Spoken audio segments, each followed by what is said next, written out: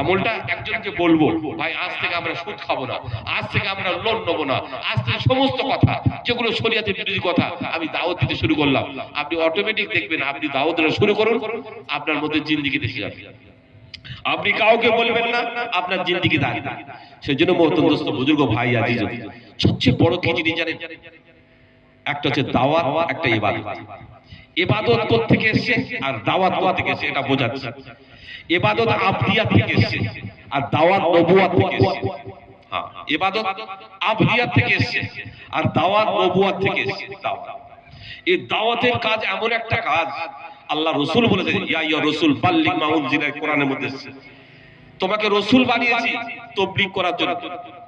হ্যাঁ, তো মহতরম দোস্ত বুজুর্গ, যে দাওয়াতের কাজ নবীওয়ালা কাজ আমি করব, ওয়াল আসরি ইন্নাল ইনসানা লাফি খুসর ইল্লাল্লাযিনা আমানু ওয়া আমিলুস সালিহাত ওয়া তাওয়াসাউ বিল হক ওয়া তাওয়াসাউ বিস সাবর।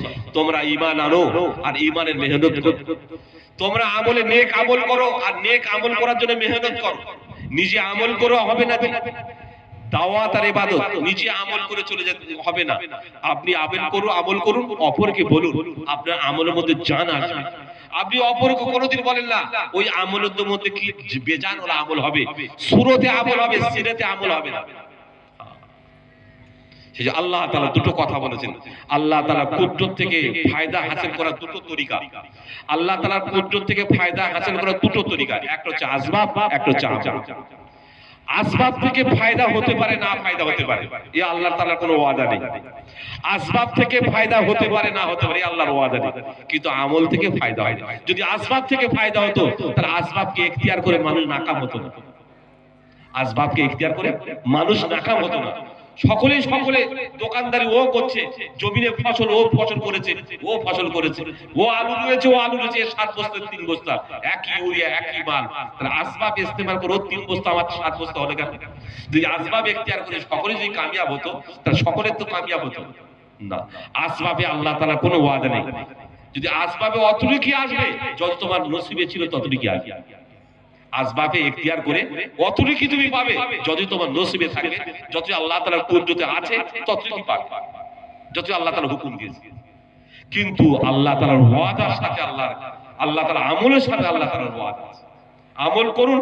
এবার রাসূল একটা হাদিস বর্ণনা করেছেন, 3 ব্যক্তি সফরে যায়, আর সফরে যেতে যেতে 3 ব্যক্তি মাছরা প্রত্যেকটা পাথর গিরে পড়ে যায়। আর সেই পাহাড়ের ভিতরে ওরা ছিল, গুহায় সফরে যাচ্ছিল, রাত হয়ে যাওয়ার কারণে সেই গুহার ভিতরে ছিল। 3 ব্যক্তি যখন ওই ভিতরে যখন পাথরটা পড়ে যাবে, ওই সুরাকটা গর্তটা বন্ধ হয়ে যায়। তখন 3 ব্যক্তি, আমার এই ঘটনাটা বলার উদ্দেশ্য আছে যে আমল থেকে আল্লাহ তাআলার ওয়াদা আছে, সেই জন্যই ওকে এটা বলছি। তখন 3 ব্যক্তি মাশা করছে, ভাই আমাদের কোনো আমল ভালো আছে? দেখুন, আমাদের কোনো ভালো আমল আছে যে পাথর যে আমাদের গর্তে আটকে গেছে, এর থেকে বার হওয়ার কি আমল আছে? তখন একটা ভাই বললেন, ভাই আমার একটা ভালো আমল আছে। কি ভালো আমল? আমি আমার চাচাতো বোনকে খুব মহব্বত করতাম। সে আমার চাচাতো বোনের মহব্বত করার কারণে সে কোনো কারণে আমার কাছে আসে, অভাবের তাড়নায় আমার কাছে আসে। আচ্ছা, অভাবের তাড়নায় এসে গেছে। এসে যখন বলছে আমি বড় অভাবের তাড়নায় আপনার কাছে এসেছি, তা আপনি সাহায্য করার জন্য এসেছি, তো আমি তোকে সাহায্য করতে পারি, তাহলে আমার সাথে একা একা দেখা করতে হবে। তো উনি একা একা দেখা করতে এসেছিলেন শুধু অভাবের তাড়নায়। তখন আল্লাহর ভয় হয়েছিল যে তোকে আমি মালও দিয়ে দিলাম, পয়সাও দিয়ে দিলাম, তোর সাথে খারাপ ব্যবহার করবো না। আল্লাহ দেখা পাচ্ছে, ওর নাম হচ্ছে আল্লাহ দেখা। আল্লাহ তাআলা বলছে, আল্লাহ যদি আমার এই আমলটা যদি তোমার উদ্দেশ্য হয়ে থাকে, তোমার রাজি খুশি যদি হয়ে থাকে, ইয়া আল্লাহ যে মুসিবত আমি পড়ে আছি পাহাড়ের ভিতরে, এই গর্তের ভিতরে, পাথর সামনে, বার হতে পারছি না, ইয়া আল্লাহ যদি এই আমলটা তোমার কাছে তোমাকে রাজি করার জন্য করে থাকি আর তোমার উদ্দেশ্য যদি হয়ে থাকে, আমাকে পাথরটা সরিয়ে দেয়। তা পাথরটা সামান্য সরে গিয়েছিল, বের হতে পারে। দ্বিতীয় ব্যক্তি বলছে, ভাই আমারও একটা ভালো আমল আছে। কি আমল? আমার কাছে কোনো কিছু গোলাম আমার কাছে মজদুরি কাজ করতো, তা তাদেরকে আমি ছাগল বাচ্চা দিই। সে কয়েক মাস মজদুরি কাজ করার পরে তিনি চলে গেছেন, কোনো মজদুরি নেননি। না করার কারণে অনেক বছর পরে আসে, এসে চাচ্ছে ভাই আমার মজদুরিটা দাও। তখন আমি তার সমস্ত গরুর পাল, ছাগলের পাল তাকে সমস্ত দিয়ে দিই। সে তখন বলছে আমার সাথে মজাক করছেন আপনি, আমি তো একটা ছাগল পাবো, আমি 1 মাস কাজ করেছিলাম। বলছে না, তোমার একটা ছাগল থেকে এত ছাগল হয়েছে, সেই ছাগলের পাল, গরুর পাল, উটের পাল এসব তোমারই ভাই, আমি মজাক করিনি। দেখুন বিচার, দেখুন হক কাকে বলে। দেখুন কবে 1 মাস কাজ করেছে সমস্ত তার ফায়দা সব দিয়ে দিচ্ছি। যখন দিয়ে দেয় তখন বলছি আল্লাহ, যদি আমার এই আমলটা তোমার জন্য উদ্দেশ্য হয়ে থাকে, তোমার রাজি খুশির জন্য হয়ে থাকে, তা আমি যে পাথরের ভিতরে পড়ে গেছি মুসিবতে, আমার পাথরটা হটিয়ে দাও। তা পাথরটা হটে গেছে। তৃতীয় ব্যক্তি বলছে আমার মা বাপকে রোজানা আমি দুধ পান করাতাম। মা বাপের হক দেখুন, আমি রোজানা মা বাপকে দুধ পান করাতাম।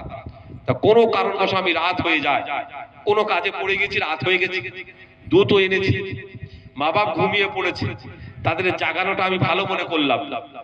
নিজের বিবি বাচ্চা তারা দুধের জন্য খুব পিপাসার জন্য খুব অস্থির, তাদেরও পান করায়নি, বিবিকেও পান করায়নি। মা শুয়ে পড়ে, ঘুমিয়ে পড়ে, তাকে জাগানো ভালো মনে করলাম না।